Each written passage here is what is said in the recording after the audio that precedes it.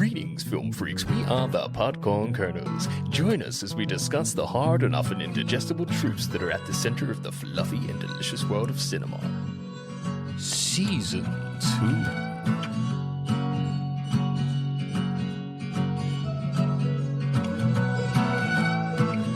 What's poppin', people? Welcome to the Podcorn Kernels podcast. My name is Adam, and joining me in the earholes is Harry. Say hello, Harry. I'll put £50 in your account right now if you say, "No, Dad, I'm a vegetarian. Get some hummus." On today's episode, we will be talking about Past Lives. This is a 2023 film directed by Celine Song and stars Greta Lee, Teo Yu, and John Magaro. IMDb describes the synopsis as follows. Nora and Hai Sung, two deeply connected childhood friends, are separated after Nora's family emigrates from South Korea. 20 years later, they are reunited for one fateful week as they confront notions of love and destiny. Here is an original song to support the synopsis.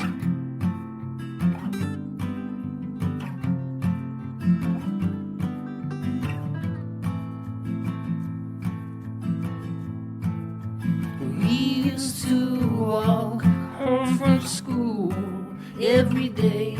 You were my friend and I was your fool.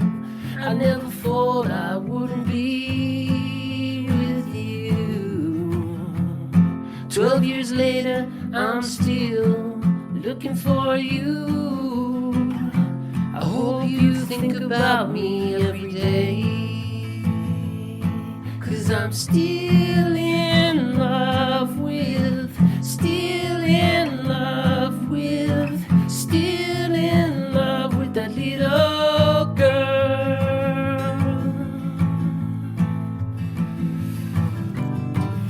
You moved on, and so did I. Time out, enemy, I wish I could fly to you and say, let's start again. Forget our past lives, we can go into the realm of love, into the things that make us, into the time where we are now. Let's start with some facts about the film. In a profile of Greta Lee in the New York Times on May the 30th, 2023, writer-director Celine Song indicated she tried to keep Lee and Teo Yu separated as much as possible to help the scenes when their two characters finally meet in person after a long separation. You think it worked? I feels it did. Yeah. To try and get two characters to portray that they haven't seen each other for such a long time, like they're almost strangers, it's been that long of a time span. I think it works. I love it when directors do things like that to help drive the story forward. So they're asking the actors to basically replicate the experience that the characters are going through in this story. And I think it always benefits when you give it that extra bit of thought. Has there ever been a case of a film being made where they take two childhood actors and their idea for a film is 20 years long and they do a scene with them and then they wait 20 years hoping no one dies of cancer or nothing terrible happens and they manage to come back and do the rest of the film? Yes. There is? There is. It's a Richard Linklater film. I think it's called Boyhood. No way. And it starts when the kids are a boy, obviously. And Drama? Yeah, I Not believe so. documentary? Yeah. I think Patricia Arquette's in it. I could be wrong. And it's like one child's lifespan from being a child to either an adolescent or a young adult. And I think it was filmed in like 12 years, 15 years, something like that, to show the journey from a boy to a man. I believe it's called Boyhood. Apologies if I've got that film wrong. I remember the cover. It's a lad on a like green grass with a striped top and his arms up. That's a bingo. That's a bingo. That's the one, Dad. Is it good? Have you watched it? I have not seen it. I just know of this. Okay. And ask me why I know of this. Why you know of this? I have no idea. But I just do. And I believe it's a Linklater. I believe it's a very good film. I just haven't seen it. Well, maybe we can find the link later. Oh, Dad. Christopher Nolan called this film subtle in a beautiful sort of way. Nolan did? Yeah. Yeah. High praise. Because there was time dilation. Because 12 years went by and then another 12. Why is Christopher Nolan, in your eyes, a sleepy elephant from a child's cartoon? I just think, if this is your first film you've made and you've got someone like Nolan giving you a nod of appreciation, saying it's subtle in a beautiful sort of way, that's lovely, isn't it? It is. And he's not necessarily a director that's known to make subtle films. No. They're grandiose in scale. They're spectacle films. They're big blockbusters. Well, his most subtle was Prestige. So you think about that. Yeah. Think about that. I just think getting that kudos from someone that prestigious in that field of work must be an amazing thing to hear. Yeah, definitely. I can imagine Celine Song being buzzing about that. Yeah, and it's her debut, isn't it? Yeah. It's her breakout direction. Fair play. Yeah. Well, I know she was. She based it on her own experience, didn't she? In New York. I think she had a friend where she was living in the East Village visit, and she was translating between these two guys in a bar, and that's where it took root. The idea behind it, behind like being the bridge between two different cultures, two different languages, and allowing two people to actually bond and make. What's that expression they use in this film about how it's like a Korean expression, or like tenet, or like, you know, saying caveat. Yeah, I don't want something to do about we always knew each other. Yeah, I don't want to butcher the term by getting it wrong, but there is a term that's prevalent throughout the film that describes just that. Yeah. And they say, like, you should write what you know, and the most successful stories normally come from being able to relate to the story you're telling. So I heard that too, that she had similar experiences, and for me that really shines through in the story. It feels so personal. Definitely. It feels like they're well-worn shoes lived in, like she knows exactly what she's trying to tell, and she tells it really well. Despite his character's thick accent and broken English, Tae Yoo, who portrays Hae Sung, actually speaks very fluent English along with 3 other languages. It must be hard to pretend to be bad. That's layers, bruh. Yeah. Like, imagine like acting like you can't speak a language that you're fluent in. That's mad. Talking of Christopher Nolan, that's some Inception level of layers there. It is. And can you believe he's 42? What? No, I have never looked as good as he looks at 42. I'm 36. I look like a foot. This guy is so smart, so handsome, so broad, lovely skin. Yeah. Striking, man. Take that compliment. Yeah. Take that. I look like a hairy cauliflower, and this man's looking like a bronzed Adonis at 42. Oh, bronzed Adonis. That's apt, calling yourself hairy cauliflower. Very apt. Thanks, man. I don't like that, but what did you like about Past Lives? Essential to the film, I believed their love to be true, good sir, because of their honesty. And like the lack of verbiage, which is common in love stories. You complete me. I'm just a girl standing in front of a chinchilla, etc. You're the butter to my toast. All of that. So without all them big declarations of love, I believed in their love. I was rooting for it. I really was. And you could see in their like face and body language that they loved each other. Even when they were like 7,000 miles away and they don't even ever say I love you. Potentially towards the end, I think they might have shared the word love, but it's spoken in like a past tense always. But yeah, it's real powerful, invisible chemistry going on. I believed it.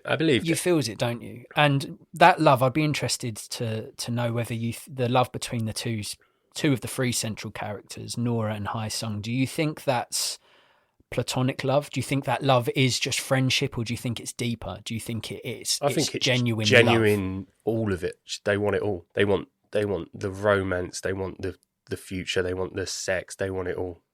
But they can't because she's got prior commitments and they live different sides of the world. Well, yeah, it's a moral thing, isn't it? I think it's possible to love more than one person if time's allowed it to happen. So you have a childhood sweetheart, you love them, you feel a bond with them from a very young age and go all into adulthood and you've moved on. You meet someone else, you love them for different reasons. There would be 2 channels, 2 trains heading to the same station. Yeah, she can only be on one train. Exactly that. I completely believe that Greta Lee's character Nora loves Hae Sung and her husband Arthur. I believe she loves them both.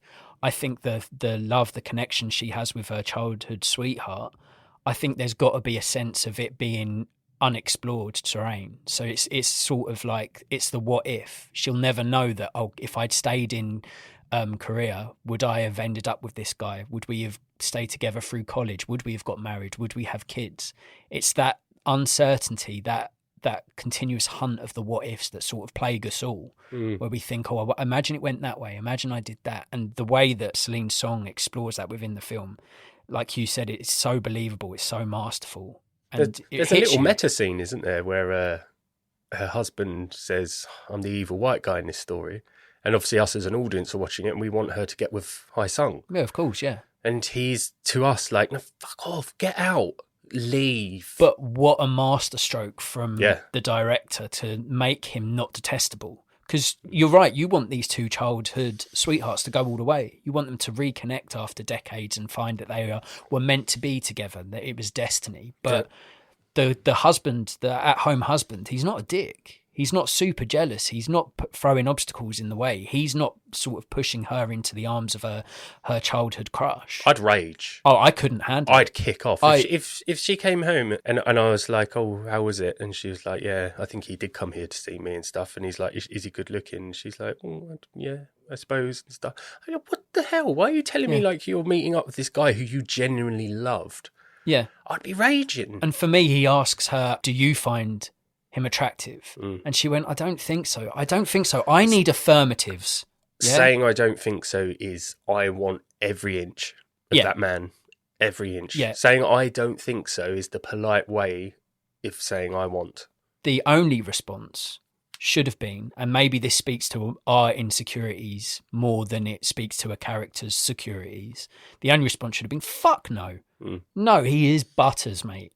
Yeah. I wouldn't touch him with a barge pole. He's not though, he's very handsome. Yeah, exactly. So she had to be truthful. He had chin and husband didn't. Glorious, glorious chin. Mm-hmm. What else did you like about the film?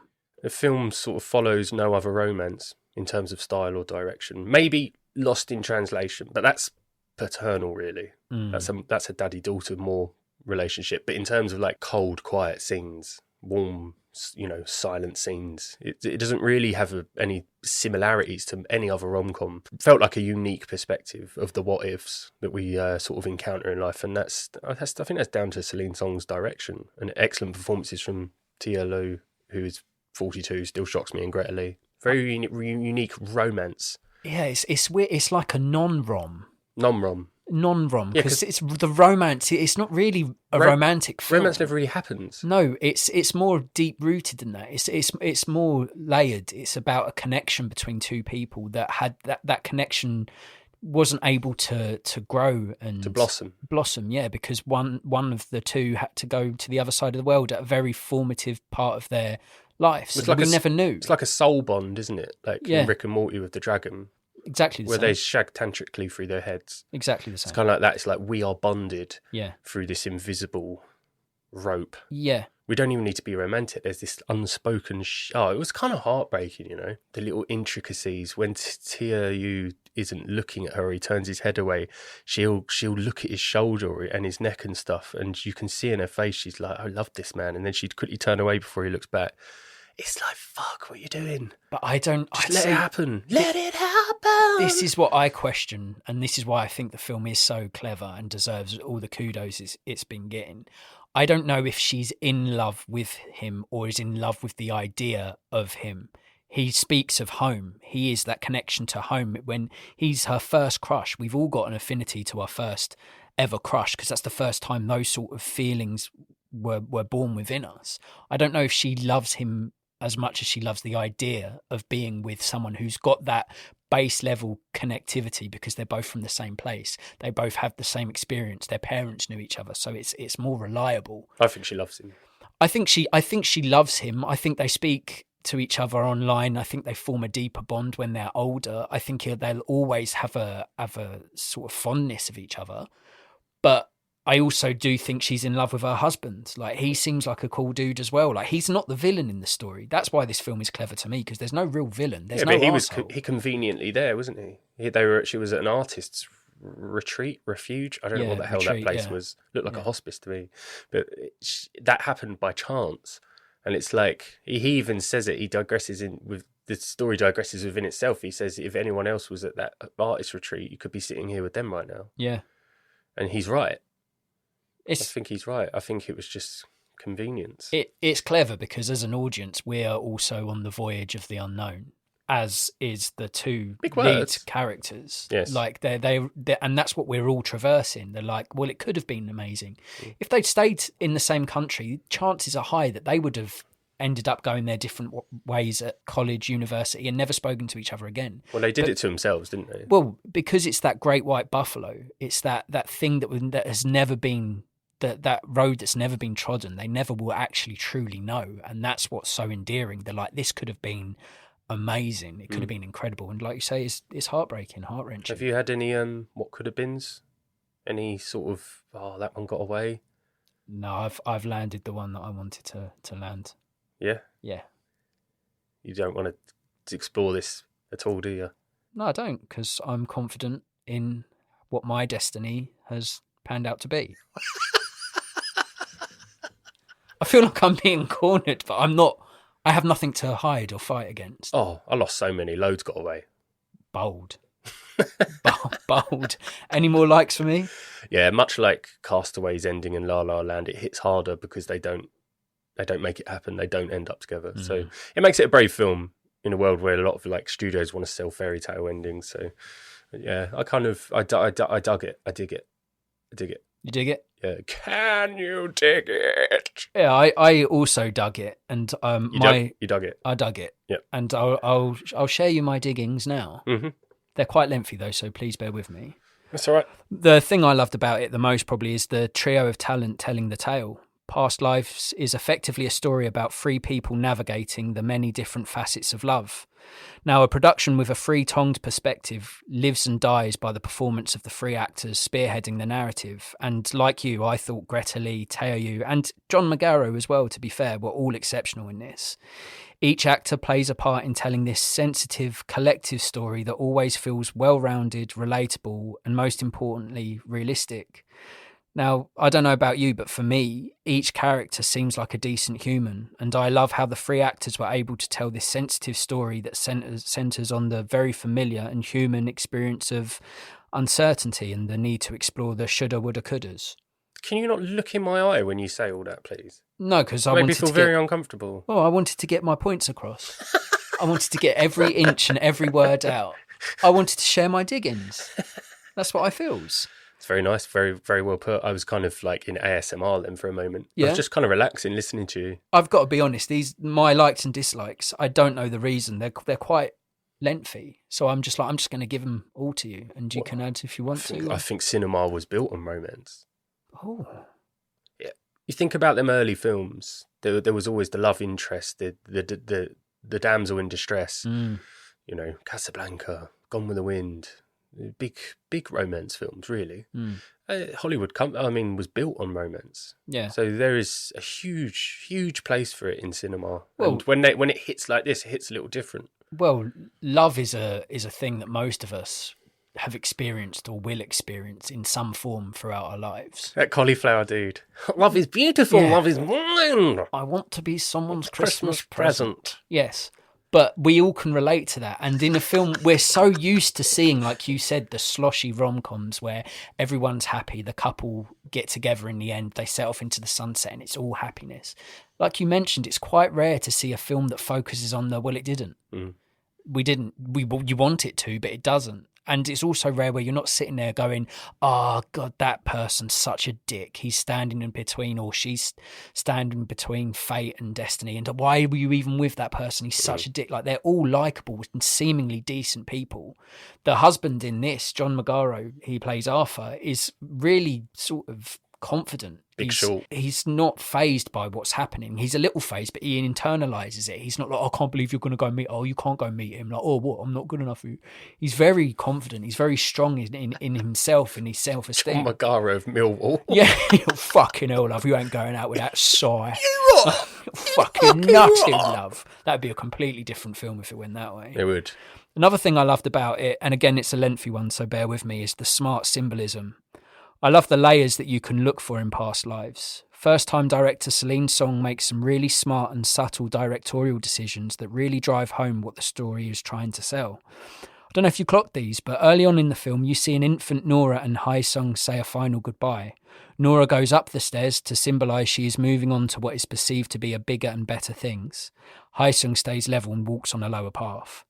Later on in the film, when they are finally reunited after 2 decades, Nora and Hae-sung are having a walk, and every extra in the shot is part of a romantically involved couple. I don't know if you clocked that. Yeah, not fairground, but like that little restaurant on the river. Yeah, like it's Hudson. quite rare, like every extra's with another person and they're all romantically involved, and they are the only 2 people in shot that aren't.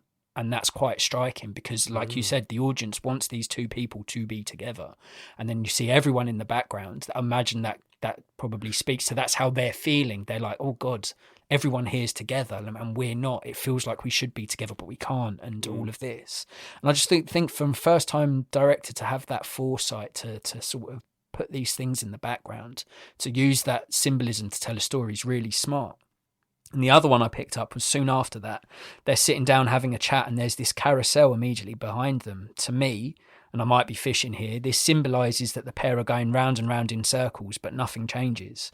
I really appreciated these little nuggets of deliberate symbolism and firmly believe that you can find more each time you watch it. No, I didn't notice that. That's lovely, Lo. It's good dissection. I thought you were going to say, look, he stays on the ground level and keeps walking flat and she goes upstairs. That actually happens at the very end as well. Yes. Because he steps into a taxi that stays flat, drives off, and she goes up the steps of her flat. Again, yep. Yeah. And this time she's going up the stairs to her life with her husband. He's going back on the level in the car to go back to where he's always been. They showed him playing a computer game when she got home after one of their trips out. So I thought that was symbolic of sort of like, he's not the one for me. There's nothing special about him. He's sitting there playing a computer game, he's just... He was there by convenience. Because, dudes get slated for playing computer games. Yeah. Why won't you look at me? But the chemistry that Hae-sung and Arthur have, it doesn't feel like it was convenient. Like, it doesn't feel like whoever walked into that creative residency. Arthur and Hae-sung? Sorry, I mean, that's a completely different film. If those Totally are the 2 that different. ended up, Nora and Arthur, the 2 that ended up getting married. Brokeback Seal. Yeah. I mean, I'd watch that film as well. Dad. Probably be beautiful. But yeah, I think Arthur, when he comes into Nora's life, I don't think it's a case of whoever walked through that door, Nora would end up with. Well, they've got things in common, they've got haven't a connection. They've got things in common. When they're sort of cozied up, talking about chicken wings, I question the breath practicalities there. They're a bit too close after just having a sleep and talking to each other, a bit too close for me. My other half could have the mintiest breath. I still wouldn't want her breathing on me. No, it's just a thing I don't do. Breath is a weird thing. Breath is hot. Unless you passion. are in the throes of love. Yes. In a passion. If the breath be ponder passion, then the pong matters not. Doth exchange fluids with thine self? Yeah. Or thine other? Thine other, hither, me Yes. here. They were too close. Yeah. I've gone way off track. But you can feel that connection. It doesn't feel like she's looking at this guy and going, brother, what have I ended up with? Brother, what have I ended up with? I don't like this guy. I want me some Hae-sung. Like, you do feel like they are connected. They do have love. They are in love. Hi, son. Hi, son. You all right, son? Yeah, not bad, Dad. The final thing I liked about it was just there was no forced peril. The inner turmoil, the unanswered questions, and the overwhelming sense of what if provides all the peril needed in past lives. I really like the fact that the film doesn't use infidelity, overjealous partners, or any other generic plot device to show the tumultuous terrain faced by our 3 central characters. Now, Past Lives is a quiet, considerate film that doesn't opt for noisy character conflict, and I think that's part of what makes Past Lives so popular. And so aesthetically pleasing. Yeah, it's a real... There's no irritants in it. No, it's a real mellow, quiet film that encourages you to really listen and take notice. There's no flash... There's no razzmatazz. It's just like these are 3 people navigating a pretty tricky situation and doing the fucking best they can. That's quite nice to see. Hae-sung made the greatest effort, though. Yeah. He made the greatest. Even though he should have done it years before, he made that final plunge. And let's not forget, I don't think anyone's a dickhead here, but let's not forget they were vibing quite hard and Nora decided we can't talk anymore. So she cut it off. Yep. And that's the second time that, for whatever reason, Nora's they side were of both the putting story. their career first, which pissed me off because just go do a 2-week flight, go see each other, see if this is the real deal. Go do it. Everyone's got excuses, man. Excuses coming out their asses. Don't do it. Yeah. Don't do it. Is there anything you didn't like about Past Lives? What could have been made me panic and reflect on my own life a bit. Shit. So I very nearly had my own past life, but luckily fate brought me back to my childhood sweetheart. So I had such a similar story, man. I mean, I'm not Korean, but we met when we were both 14, got casted in the lead roles of a school production of Grease, and I instantly like fell for her. Like I think I was quite ahead of my time as a youth. Like I've believed in love and stuff. Like I was one of them kids. I was one of them, like, slipping poetry and shit to people. But I scared her off. Way too young. Scared her off. And like, then the next 15 years, we both literally got on with our lives, travelled, worked abroad. But we always managed to sort of contact each other every 3 years through MySpace and Facebook. So a lot of this film rings true. And every 3 years, we could both tell, like, no one else had even, like, come close to, like, giving each other what we gave each other. I mean, you've known us for years. Yeah, that's lovely. For years. And I was like, literally, I was probably one bad mistake away from none of that happening. Wow. From not having daughter, not being married to my childhood sweetheart because of the way past lives happen and stuff, and way one bad decision or one sort of event in your life could have stopped all that happening. Yeah.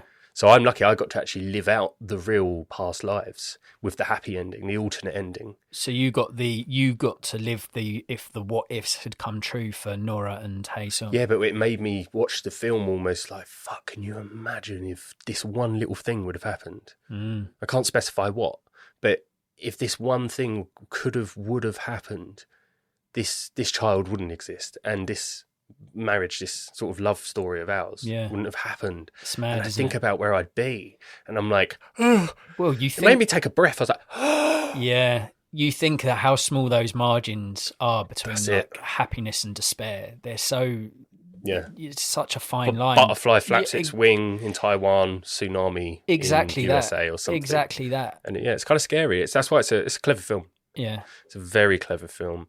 Another I think I would like or dislike. Sorry, dislike. Sorry, no, that's dislike. Okay, that kind of came across as a like, though. You know, I think I got to brag a little about how my love is real and how you liked to slip poetry when you was young. Yeah, I was very intense. Yeah, what would you call me? A Renaissance man. I didn't wear what was it called? A cravat. No, I'd done fluffy sleeves. Yeah, but I was a bit of a little rom-commy dude. Yeah, I see it now. Continue with your dislikes, good sir. Dislikes. I would love to, and I don't think it will have it, but I would love to have an alternate ending on a special edition steelbook for this film where you could occasionally watch the outcome that they make it. So the rewatchability increases, because if you're okay with having a downer day and you just want to appreciate the art of the film, you can watch the original cut.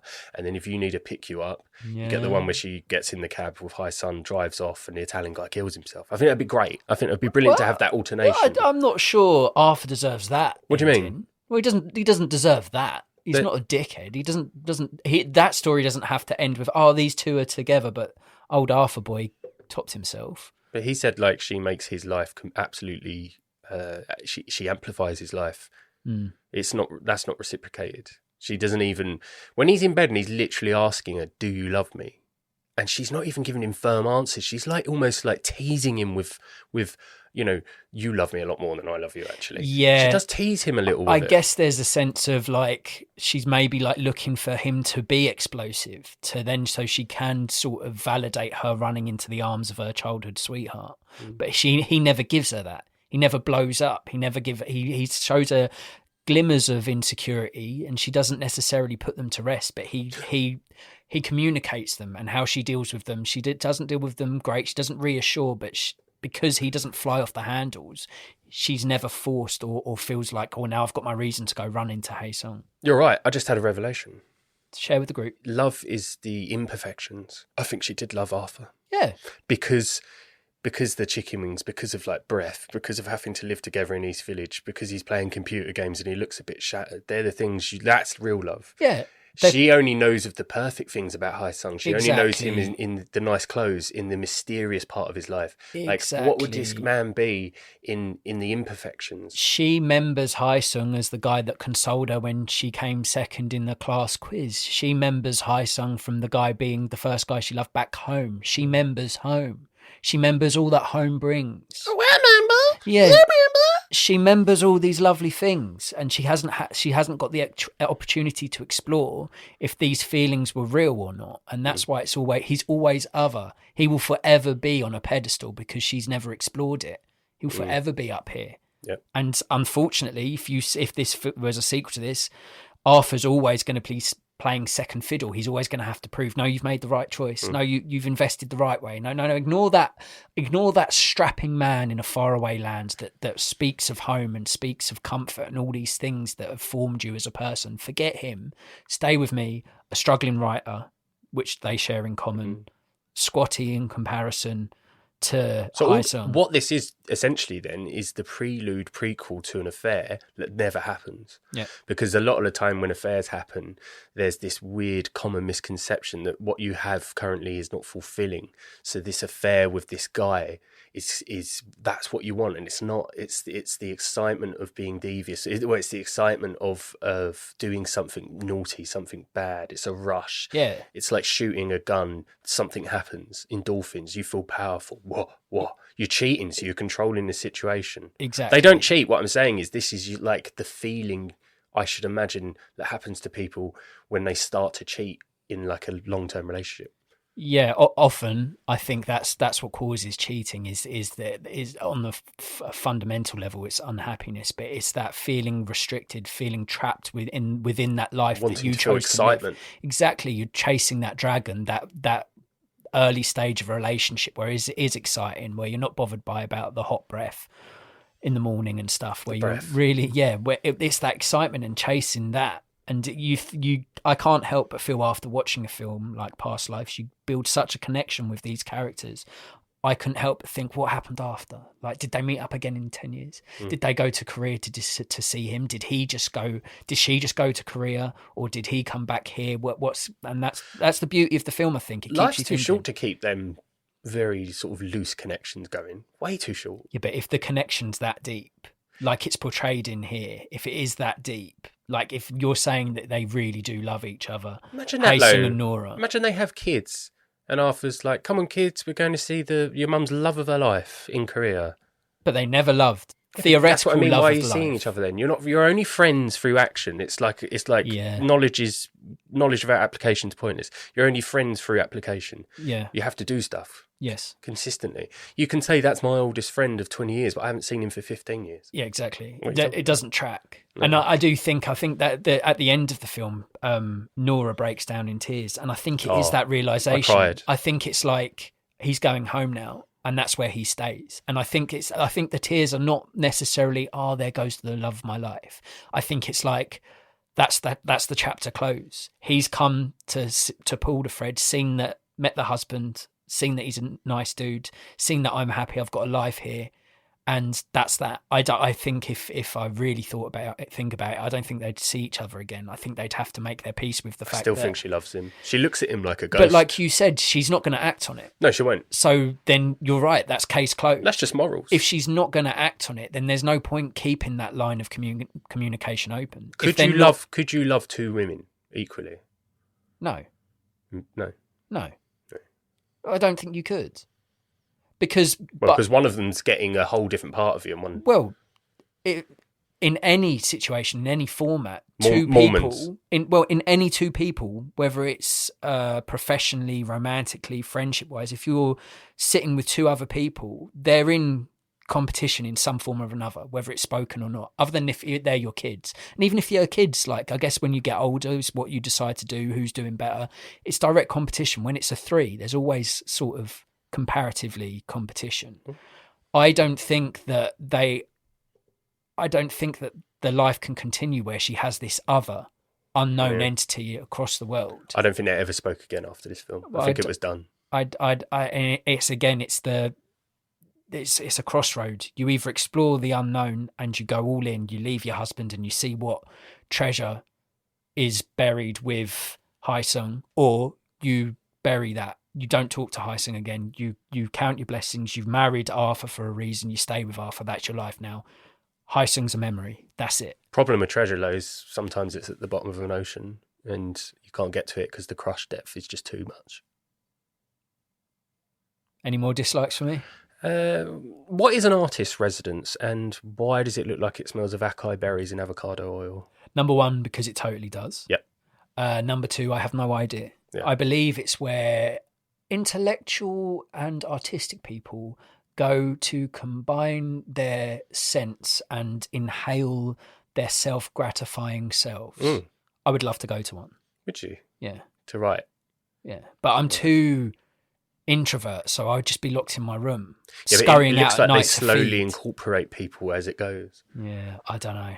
No, I wouldn't like to do one. Actually, it's making me anxious even thinking about it. Is I don't it? actually know what it is or. Well, no how one's it there, works. is it? It's like It's like you go in and no one's there. I guess it's a retreat. It's the picturesque setting. If people have got their degree in writing or stage play writing or whatever it is, they go to this picturesque place where they try and build inspiration and create something. They've got the degree, they've got the tools to do the job. Then they go here to maybe connect with other people, network, and come up with their masterpiece. Bounce ideas off of like-minded people. Maybe, I don't know. Okay. But yeah, so you just didn't like that. You didn't really know what it was. Just looked like a weird place to me. Yeah. Looked strange. I didn't realise they sort of existed. No. It was strange. Do you think if Celine Dion met Celine Song, do you think like Celine would do a movie about Celine's music career and title it Baby Think Twice? Yeah. It'd be good, wouldn't it? Yeah. Yep. I'll go on to my dislikes. Okay. They're quite long. The thing I didn't like most about it is I just don't feel part of the party. Oh. Past Lives is a profound, realistic and beautiful picture that explores loneliness, wanting, connection, fate, destiny and many more deep-natured topics.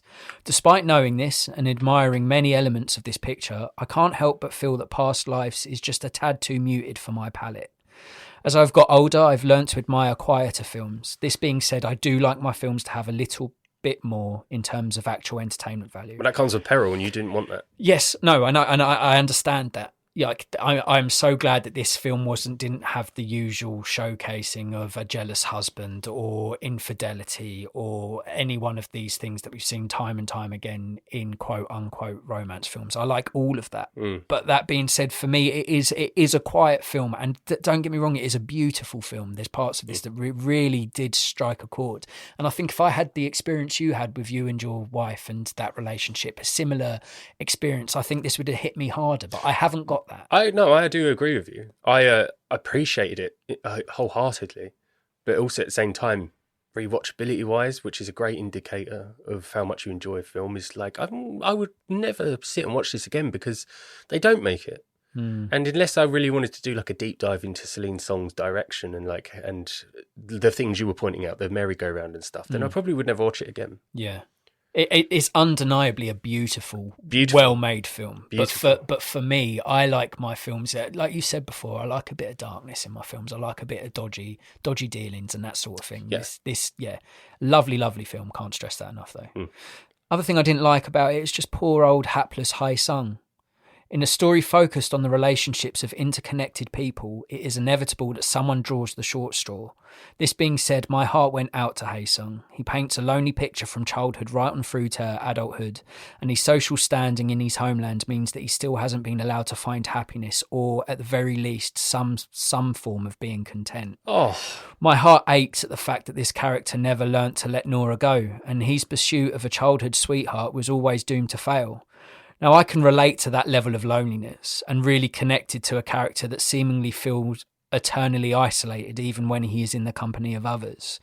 Now, I just really felt deeply for him as a character, superbly performed by Teo Yu. Just him, like, he jumped all the hurdles, he put in all the effort, like he couldn't have done anything more. And he also had the respect and the sort of admiration of the husband and her and his love for her to sort of be like, well, you know what, this ain't ever going to happen. it's always outside pressures. This is what winds me up. So he didn't feel he had the freedom to go to America in that first reunification with them contacting each other. Yeah. Because of the career world, the society he lived in. He has to achieve certain things to be tenable for other women, and that annoys me. It's like think of all the potential and all of the things so many people could achieve. People that aren't even known for their talents, music, art, anything. They could be exceptional at things, but they don't ever get the opportunity because of all the pressures of life. Because some people are responsible and they stick to their 9-to-5s in jobs they hate because they have to pay bills. But they've got this extreme talent that they'll never get credit for. That's him. He couldn't actually go and get the love he wanted because he was so confined. He was in a prison cell without bars. It was ridiculous. It wound me up. And you've made me sad. I do that most of the time to most of the people I speak to. You don't feel isolated, do you? Yeah. Really? Yeah. Oh, I'm highly depressed. Yeah. The last thing I didn't like about the That's film... the weatherman. I've got no problem with the weatherman. But the weather has been awful and it doesn't help. Yeah. Doesn't help. Final dislike, camera comfort. I'm always perplexed by confident people. As a socially awkward, company-intolerant, introverted robot, I'm always equally amazed and envious at how openly people are able to interact and communicate with each other. In past lives, Nora and Hae-sung are reunited online after a long period of time apart. Both seem to be absolutely fine with this fact. No meds taken, no horrible toilet time, no sleepless nights at the pending reunion, and I just don't like that they weren't at all phased, and I don't like how I am so allergic to socialising outside my comfort zone. Imagine not seeing someone for 20 years and then jumping on a webcam and chatting with them. I think I saw nervousness in Hae-sung. Yeah, but it was minimal. He was like pulling his jumper and stuff. Minimal. I would have had bad toilet days for days. I would have had to take diazepam. I'd have had to have sleepless nights. I'd have got myself all worked up. Well, you used to be a minority, but that's changing. Everyone's joining my tribe. Ever since COVID and ever since, especially in England, being extremely overpopulated, very small country where your chances of getting a house or anything, getting a job and stuff is such a strain. You're becoming probably a majority in the way you feel. And how socialising can make you feel like, I don't even want to be here. It's just, yeah. I think it's normal, man. I think it's very normal. We're all fucked, eh? Oh. We're all fucked, huh? Uh-huh. I've got some questions.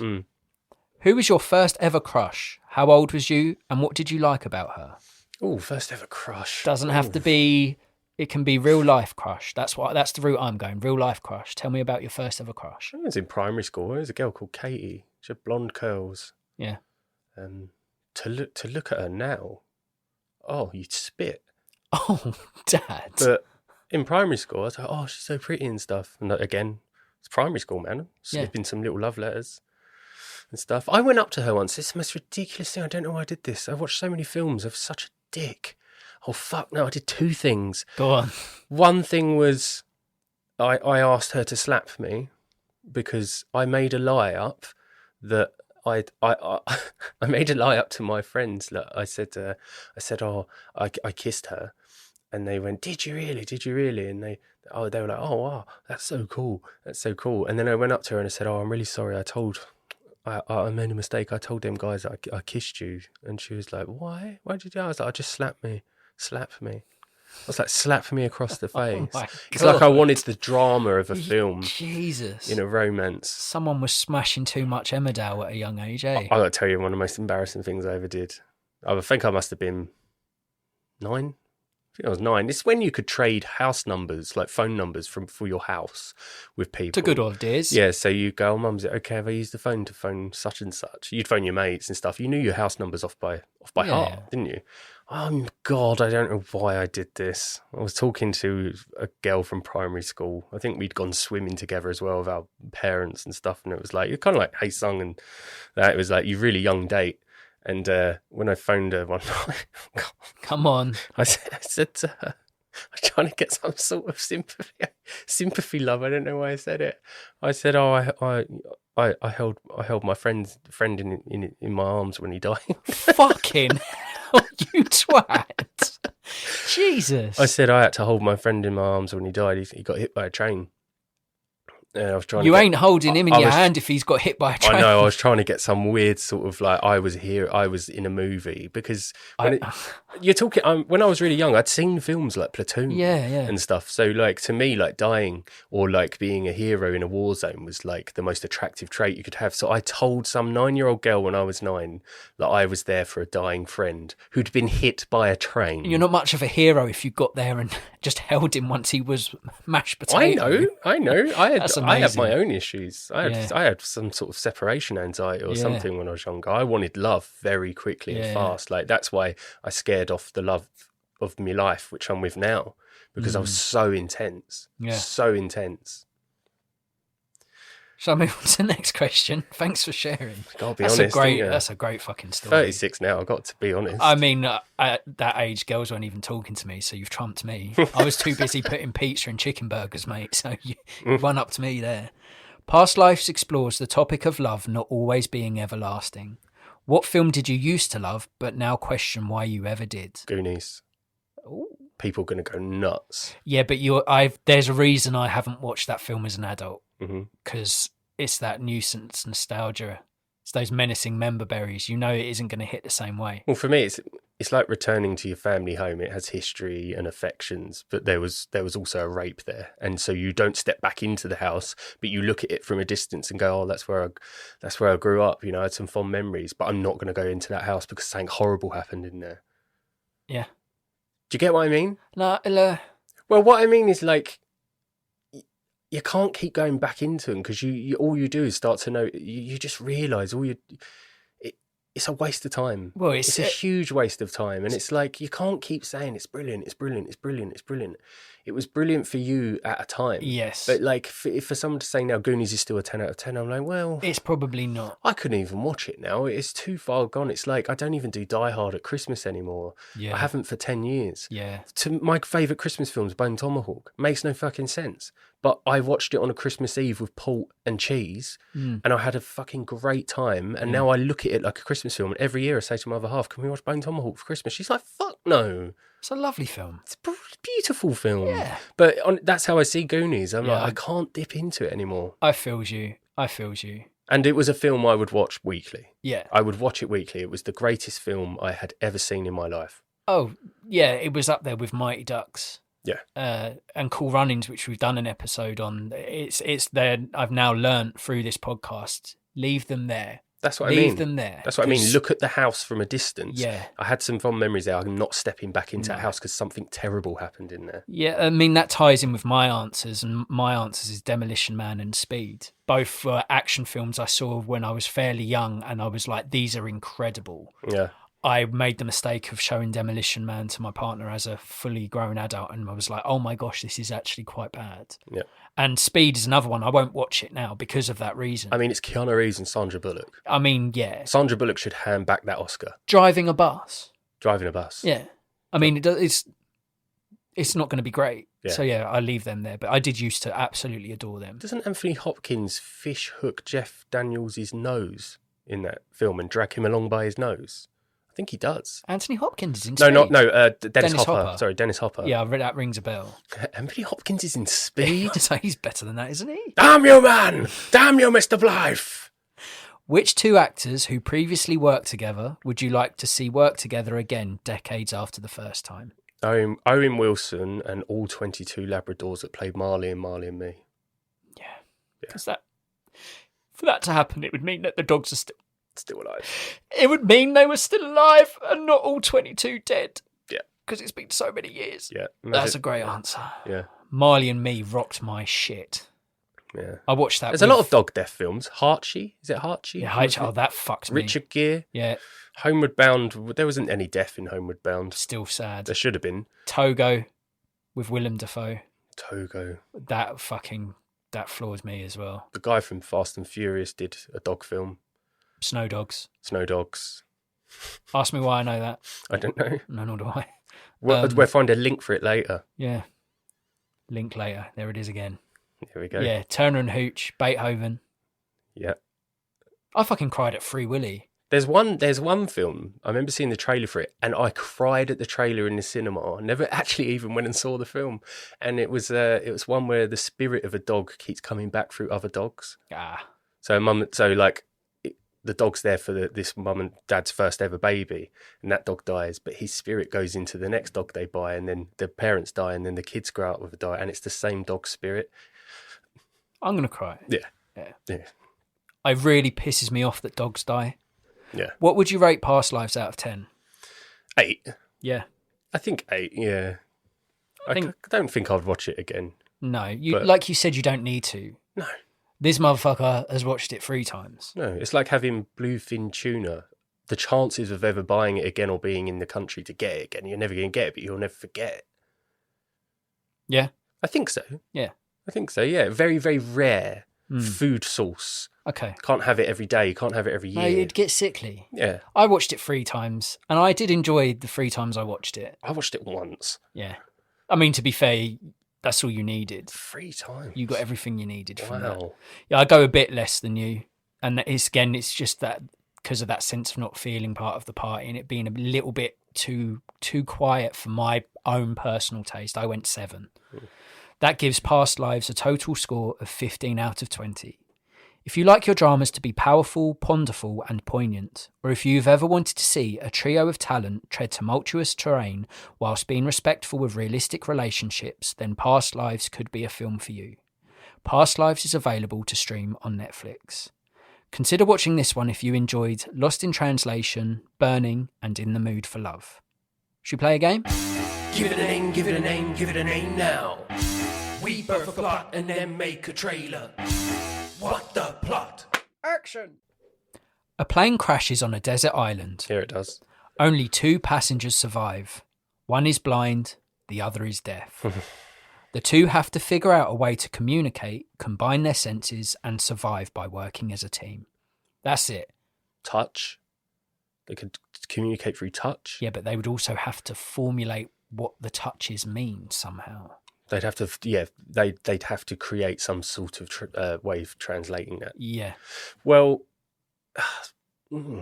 it's a nice, short, what the plot idea. Why didn't you go full hog roast? Why didn't you also have someone who can't speak? See no evil, hear no evil, speak no evil. Why didn't you just go full? Why are you depriving us of that typical third character? Because I didn't think of the third one.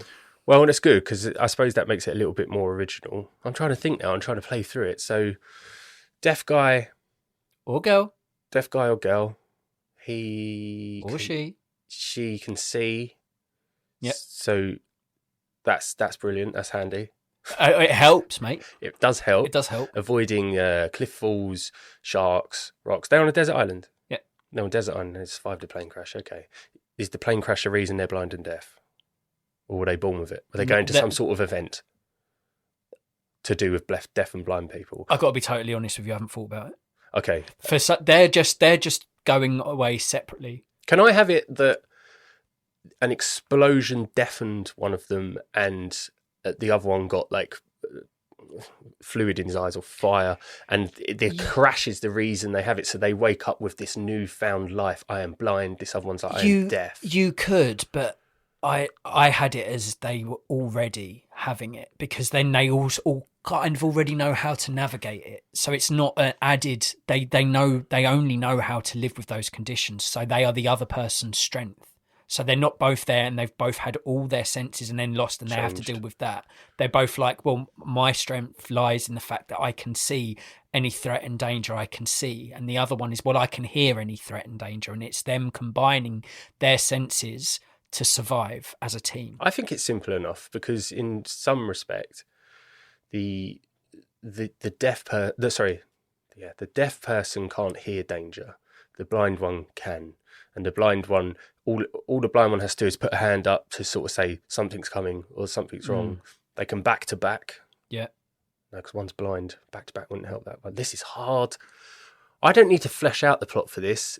It would be a king, I suppose. They would already have sort of heightened senses. Yes. In places where they didn't, and it's I think they would have had a lot of doctoring. There would have been a lot of things to teach them skills that go hand in hand with their affliction. Exactly that. So that's why I say I think for me it feels better that they have lived with this condition all their lives, and they would soon realise the deaf person can see, and would soon be able to see that someone hasn't got sight, and would be able to somehow have to communicate to that to the blind person. Blind person can hear, so if the deaf person speaks and can't communicate as well because he's deaf, they would be able to pick that up because they can hear, and it would be then the merging and learning to live together. Yeah. And it's not a film about them overcoming their weaknesses, it's about them using their actual strengths, their other heightened senses to survive together. I like this. I did too. Do you know who I would want to direct this? And I know it seems a bit off-putting because this sounds like a very indie A24 sort of film, but I would have Paul Thomas Anderson direct this. I think he has vision, and I love it when he changes up. When he does, like the man did Boogie Nights, but he also did There Will Be Blood. Yeah, I think he can put his hand to anything, and like an island plane crash isolation film with a blind and deaf person. Wow, you need someone at the reins that can really put their experience to it. Yeah, I was thinking I was leaning towards Will Poulter for a second then, but then I remembered Troy Kotzer from Coda. He's actually deaf, and he won like an Emmy for his performance in. No, he won a Golden Globe for his performance in Coda. Is he the father or he's the dad? Brother? The dad who has no idea that his extremely healthy sex life could affect his children because him and his wife are deaf. Yeah, that's great casting as well. Yeah, he's brilliant. That's representation. But Fantastic I might go young actor. and old. I might stick with Will Poulter and have him potentially as the blind guy, and Troy Kotzer as the deaf guy. No, I'm not going to make Troy Kotzer the blind guy and pretend he ain't deaf. I mean, even for me, that would be silly. That would be a bit over the top. I was at first. I was thinking Johnny Flynn as well because I really love him. Great up and coming British actor. But I like both Poulter and Flynn. Folk singer. I think I'll go Will Poulter because Johnny Flynn I don't believe can pull off. Not that you'd have to pull off an American accent because this could have been an international flight. Yeah. Mixture of languages. It wouldn't have mattered. I'll stick to Will Poulter as the blind lad. Yeah. Younger, much younger, so a bit fitter potentially, but he's blind, so he's all about the hearing and stuff. And Troy Kotzer, because I'd love to see him in more. He was excellent in Coda, which I only watched recently, and I really enjoyed it. That's good. Very, very feel-good film. It's such an easy title as well, and I'd call it Paradise Lost.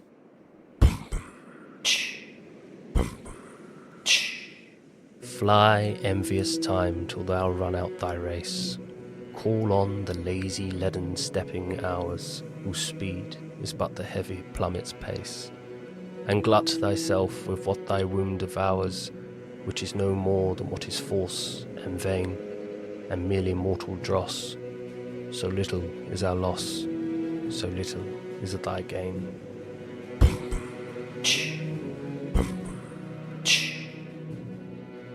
When all that remains is a sharing of senses, it makes sense to share what remains.